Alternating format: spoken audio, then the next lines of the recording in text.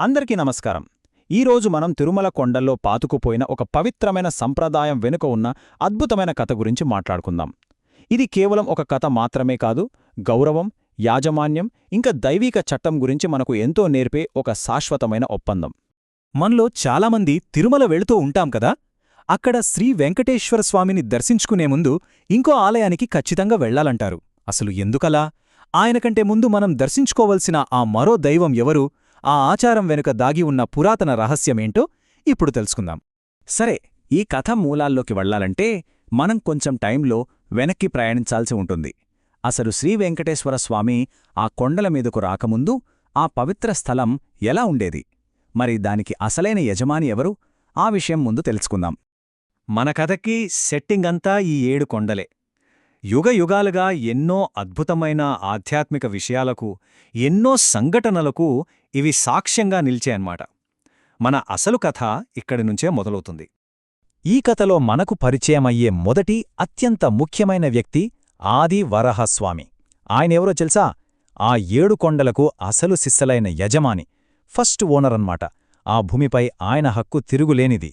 మనకు వరాహ పురాణముంది కదా, అంటే శ్రీ మహావిష్ణువు 3వ అవతారమైన వరాహ అవతారం గురించిన పురాణం. దాని ప్రకారం హిరణ్యాక్షుడైన రాక్షసుడి బారినుంచి భూదేవిని కాపాడిన తర్వాత ఆదివరాహస్వామి ఇక్కడే ఈ 7 కొండల మీదే తన నివాసం ఏర్పాటు చేసుకున్నారు. అంటే ఆలోచించండి, సృష్టి తొలినాళ్లనుంచే ఆ కొండల మీద హక్కు ఆయనది. సరే, ఇప్పుడు మన కథలోకి రెండో కీలకమైన వ్యక్తి వస్తున్నారు. ఆయన రాకతోనే ఈ అద్భుతమైన ఒప్పందానికి పునాది పడింది. ఆయనే మనందరికీ తెలిసిన కలియుగ దైవం శ్రీవేంకటేశ్వరుడు. అసలు శ్రీమహావిష్ణువు వెంకటేశ్వరుడుగా భూమ్మీదకు ఎందుకొచ్చారంటే, ఆయనకు ఒకటే లక్ష్యం: తపస్సు చేసుకోవడానికి, తన భక్తుల్ని కరుణించడానికి ఒక ప్రశాంతమైన చోటు కావాలి.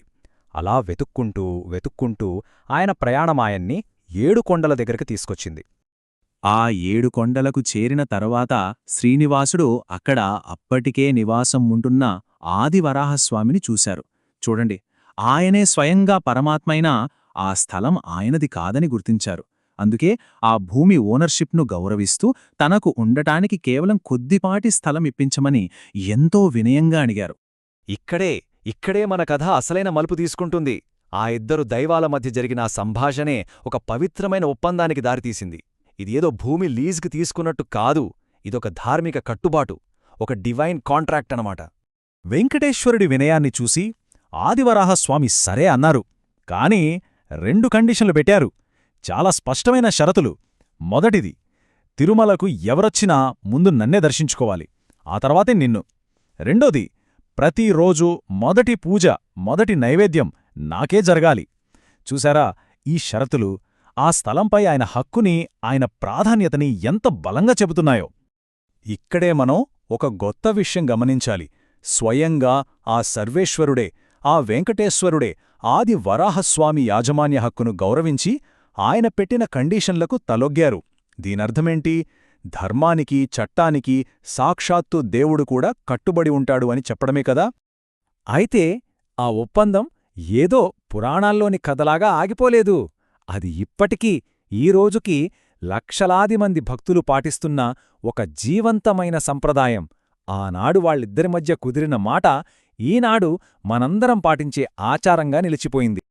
ఇప్పుడు మనం తిరుమల వెళ్గినప్పుడు స్వామి పుష్కరిణి గట్టున ఆదివరాహస్వామి ఆలయాన్ని చూస్తాం కదా, అదే ఆ దైవిక ఒప్పందానికి బ్రతికున్న సాక్ష్యం. ఇప్పటికీ ప్రతి భక్తుడు ఆ ఒప్పందాన్ని గౌరవిస్తూ ముందుగా వరాహస్వామిని దర్శించుకుని ఆ తర్వాతే శ్రీవారి దర్శనానికి వెళ్తారు. సో, ఈ మొత్తం కథ నుంచి మనం ఏం నేర్చుకోవచ్చు? చాలా విషయాలున్నాయి. ఒకరి హక్కుల్ని గౌరవించాలి, మనకంటే ముందున్నవాళ్ని గౌరవించాలి, అన్నింటికంటే ముఖ్యంగా ఇచ్చిన మాటకి కట్టుబడి ఉండాలి. అందుకే భక్తులేమంటారంటే, ఈ ఆచారాన్ని పాటిస్తేనే తిరుమల యాత్ర సంపూర్ణమవుతుందని గట్టిగా నమ్ముతారు. అందుకే ఈ కథను కేవలం ఒక పురాణ గాథగా చూడద్దు. ఒక్కసారి ఆలోచించండి. సాక్షాత్తు దైవమే ఒక చట్టాన్ని, ఒక ఒప్పందాన్ని అంతగా గౌరవించినప్పుడు మరి మన సంగతేంటి? మన రోజువారీ జీవితంలో మనం చేసుకునే ఒప్పందాలకు, మనమిచ్చే మాటలకు మనం ఎంత విలువ ఇవ్వాలి? ఇది మనందరం మనల్ని మనం వేసుకోవాల్సిన ప్రశ్న.